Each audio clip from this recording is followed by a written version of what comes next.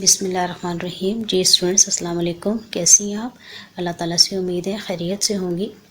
آج ہم مشاہیر اسلام میں سے سبق پڑھیں گے محمد بن قاسم۔ آپ لوگ آ جائیں گے صفحہ نمبر 112 پہ۔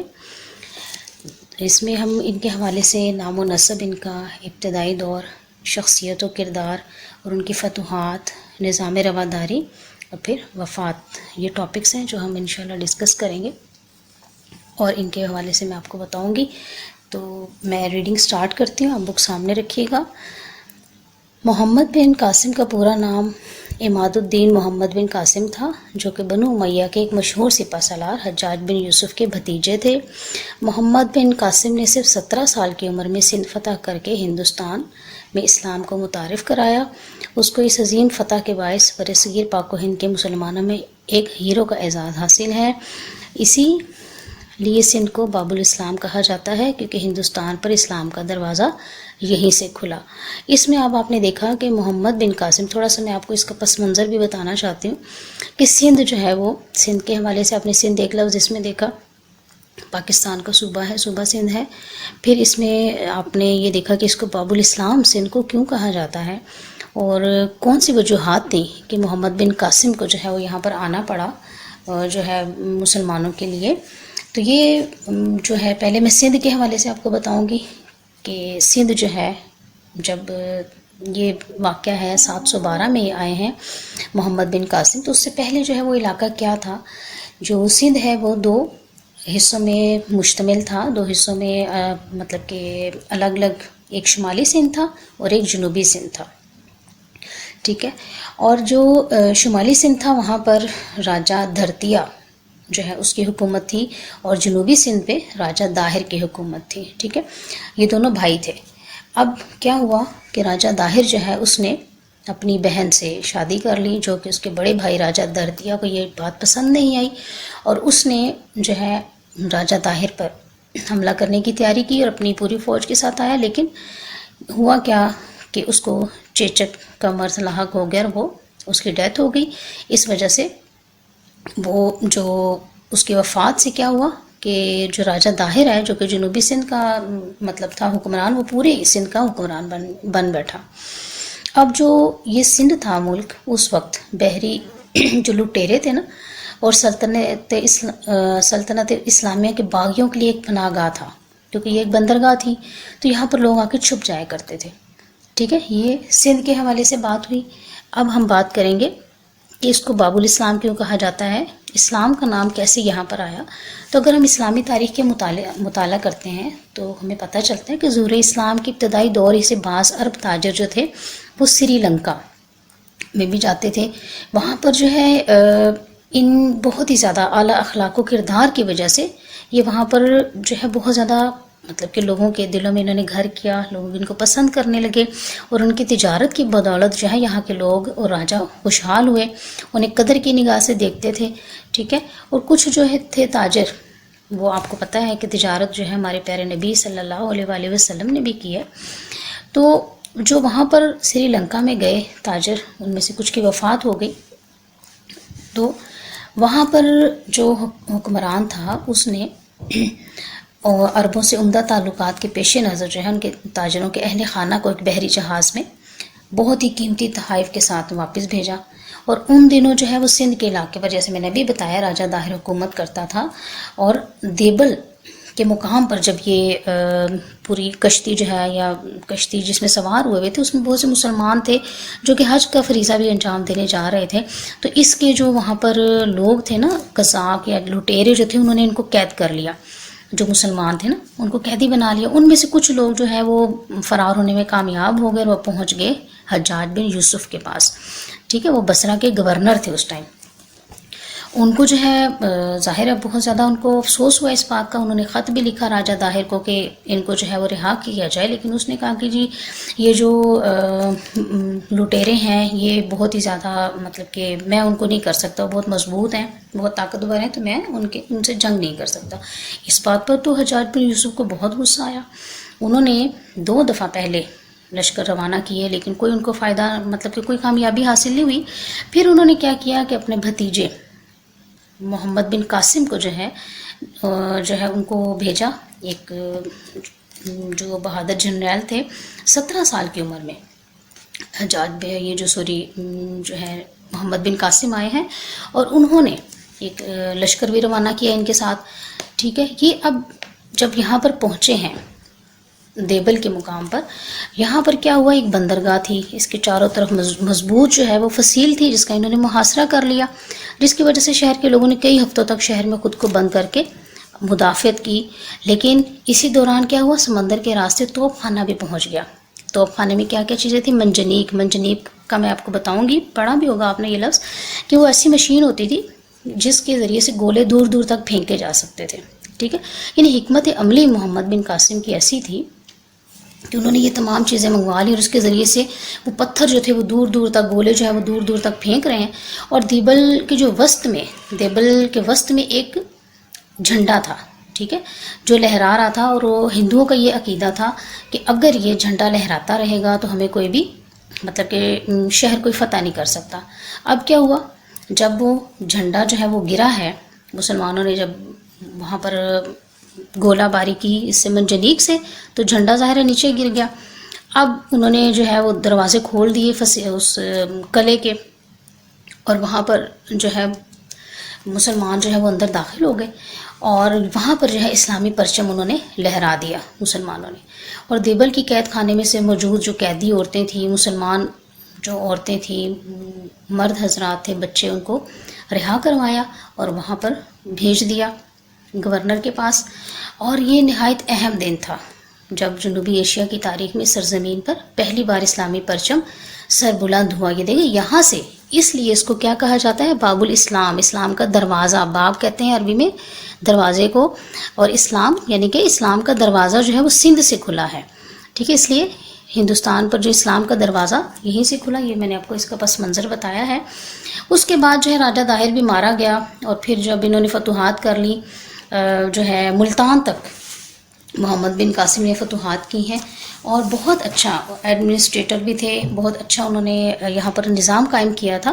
لیکن یہ تمام جو ہے یہ ہم چیپٹر میں پڑھیں گے، لیکن میں اس کا پس منظر آپ کو اس لیے بتانا چاہ رہی تھی تاکہ ہمیں پتہ ہو کہ ہمارے جو آباء و اجداد ہیں یا ہماری تاریخ میں ایسے لوگ ہیں، صرف 17 سال عمر کیا ہوتی ہے، آپ خود سوچیں کہ ہم تو صرف پڑھ ہی رہے ہوتے ہیں، لیکن یہ ایسے سپہ سالار تھے محمد بن قاسم کہ انہوں نے یہاں پر جو ہے فتح کر لیا سندھ کو، اور یہاں پر انہوں نے ایک اسلامی نظام قائم کیا، ٹھیک ہے۔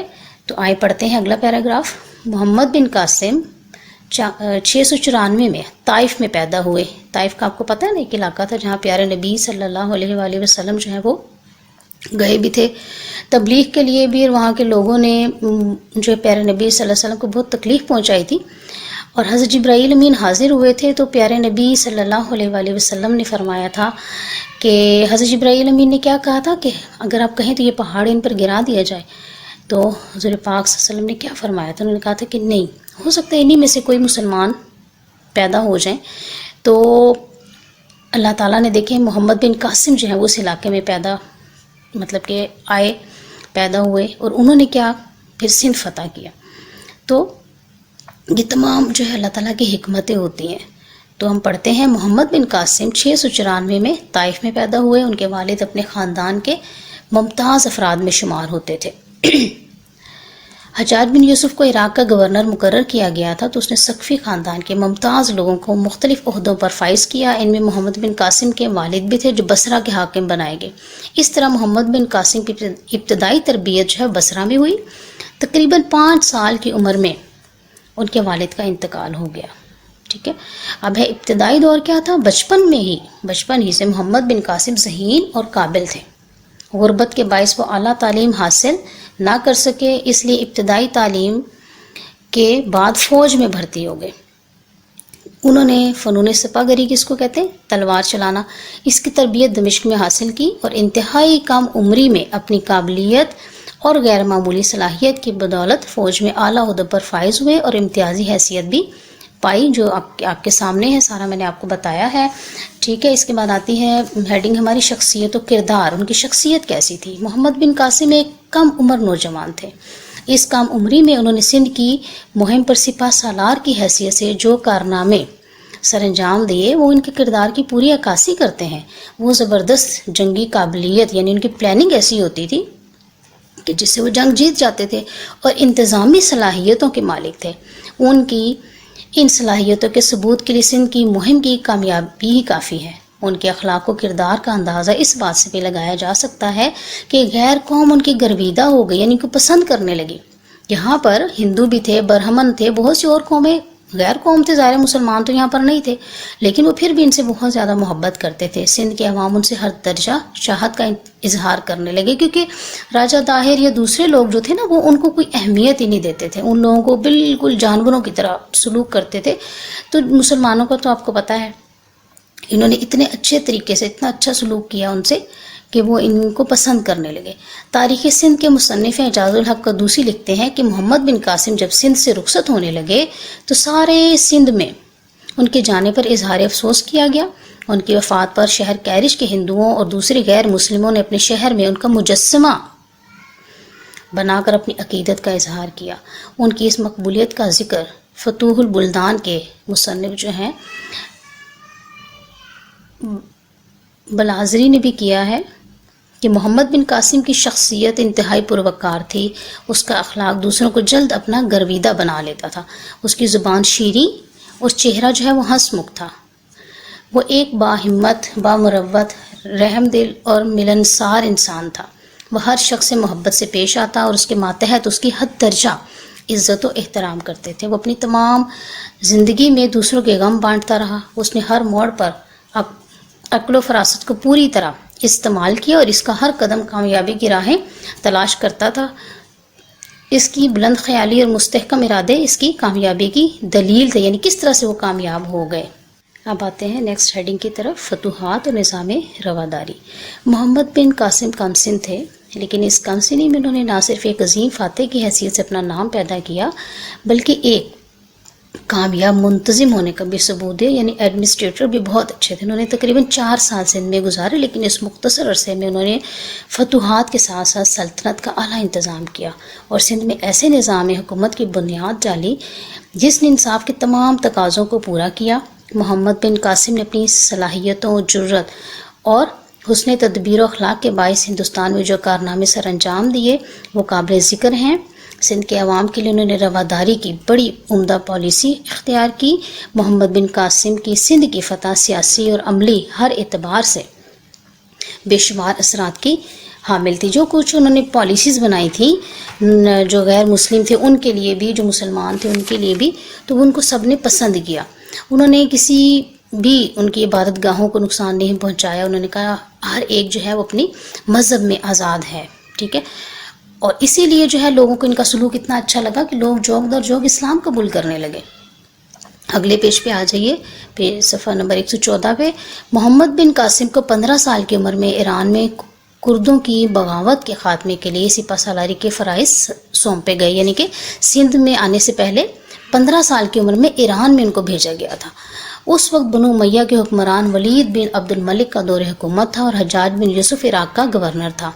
اس مہم میں محمد بن قاسم نے کامیابی حاصل کی اور ایک معمولی چھاؤنی شیراز کو ایک خاص شہر بنا دیا۔ بعد میں وہ اس شہر کے گورنر مقرر ہوئے۔ یہاں انہوں نے اپنی تمام خوبیوں کے ساتھ حکومت کر کے اپنی قابلیت اور ذہانت کا سکہ بٹھایا۔ آپ 17 سال کی عمر میں سندھ کی مہم پر سپہ سالار بنا کر بھیجے گئے۔ آپ سب سے پہلے مکران پہنچے، ٹھیک ہے، وہاں کے گورنر نے ان کی بھرپور فوجی امداد کی۔ محمد بن قاسم کی فوج میں غیر مسلم بھی شریک ہو گئے۔ یہ لوگ سندھ کے جغرافیہ اور راجہ طاہر کے متعلق بہت کچھ جانتے تھے۔ محمد بن قاسم کے پاس فوج کے ساتھ ساتھ جنگی سامان اور قلعوں کو فتح کرنے کے لیے منجنیقیں بھی تھی، جیسے میں نے ابھی آپ کو بتایا نا کہ منجنیق بھی تھی۔ سب سے بڑی منجنیق کا نام تھا عروس۔ اس کے ذریعے سے یہ بڑے بڑے پتھر جو تھے، گولے جو تھے، وہ دور دور تک پھینکتے تھے۔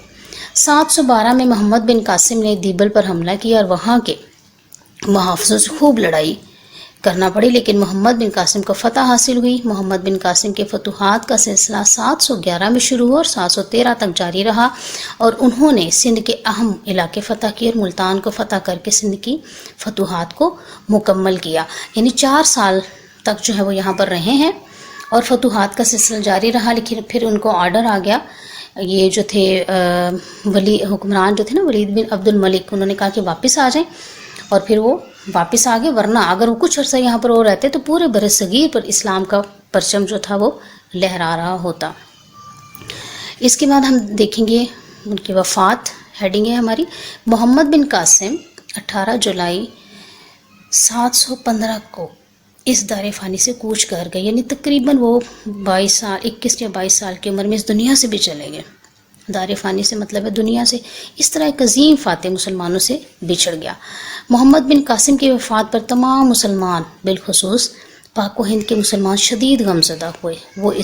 وہ تو اس جہاں سے رخصت ہوئے، لیکن انہوں نے جنگی صلاحیتوں، جرت اور حسن تدبیر و اخلاق کے باعث ہندوستان میں جو کارنامے سر انجام دیے وہ سنہرے روپ سے لکھے جاتے رہیں گے۔